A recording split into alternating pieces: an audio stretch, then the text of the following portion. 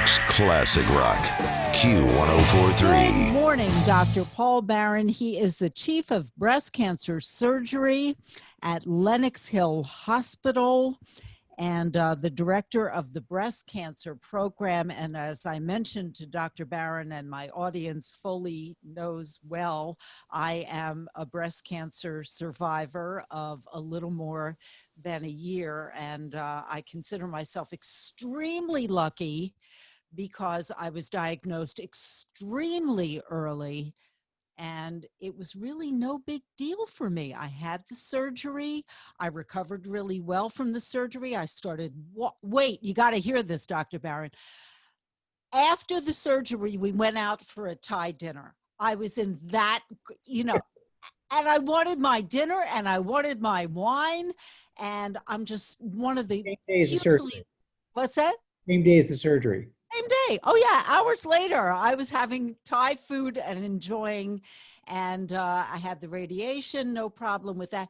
But the reason I wanted Dr. Barron on, and the reason that I'm saying how lucky I was with early detection with the mammogram, and in my case, a sonogram as well, is that there are so many people that are now, because of fears of COVID, putting off their cancer screenings or their cancer appointments. And I saw this shocking figure in the Wall Street Journal last week, and that's why I wanted Dr. Paul Barron on with me, that as many as 10,000 people are expected to die over the next 10 years because they have not gone for their cancer screenings and appointments during this pandemic. So, Dr. Barron, Yes. lay it out for us.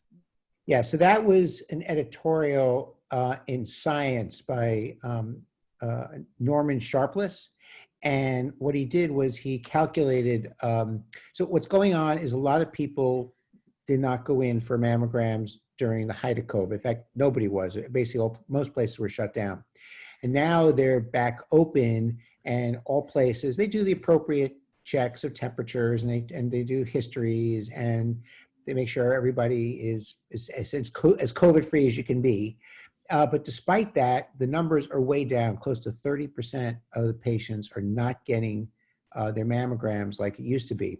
So when you project out to over the next decade, they're expecting that due to the delay in diagnosis of breast cancer, due to not getting mammograms or patients not showing up for symptomatic masses, and then in addition, people not getting colonoscopy, they're expecting there to be 10,000 excess deaths over the next 10 years, meaning 10,000 more people will die over the next decade because they were not going in for the screening mammogram, they were not showing up in a timely manner for a palpable lump, and they were not getting their screening colonoscopy.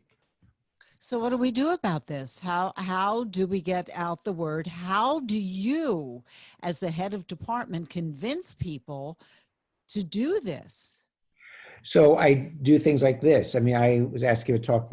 I've given lots of talks in this month of October. And in fact, there was something on TV. And I made a point every time I talk about anything related to breast cancer, I make sure that there's a topic for about the value of screening mammograms.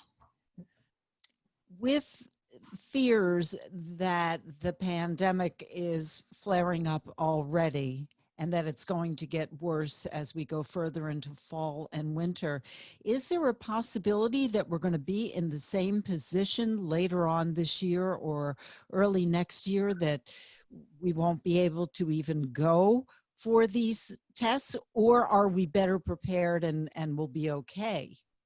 Yeah, so it's a real problem that people are not getting their mammograms, and the concern, and it's actually affecting treatment. So for example, there's some situations where we may delay patients' surgery for things like chemotherapy. And as a result of that, concerns that some people, that this thing may come back, some people are saying, you know what, let's go ahead and do the surgery now, because you never know, a couple months from now, we may have COVID surging and not wanting to go back into the hospital. So I doubt that's really affecting prognosis or care, but it definitely interacts with our brain, how we're thinking, how we're managing patients. It's a real issue. It was interesting. I saw that among healthcare workers, the the wearing of the mask is just so hugely important that, you know, in turn, and that's what happens when I went for my screening. I mean, when I stepped foot in the door, first came handing me a mask, even though I was wearing a mask, put on this new mask. Then came the temperature and socially distanced, even at the elevator.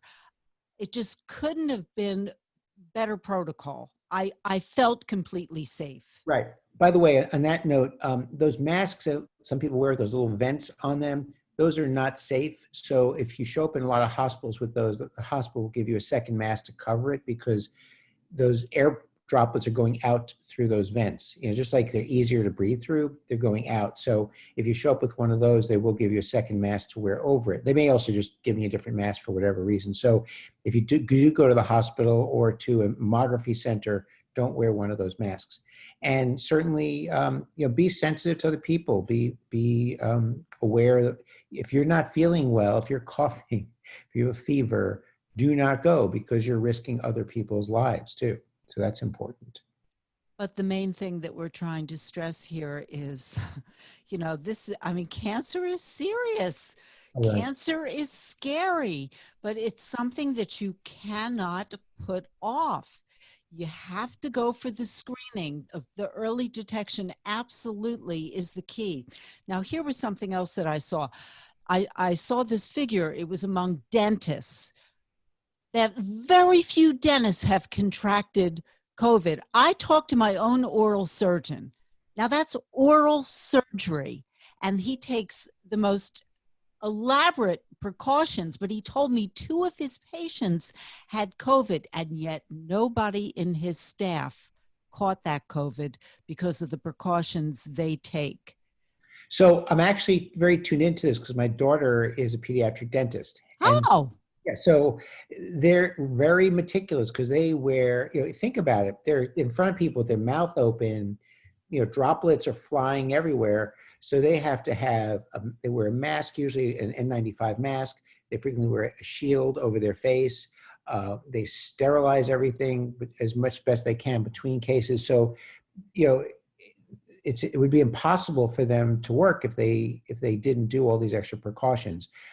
Having said that, I'm sure there are going to be still cases of people getting the disease, but they may not even get it at work. They may get it outside of work. but I was just so amazed. I mean, here they're working on people with open mouths, and one guy had COVID. He found out later, and nobody from the staff.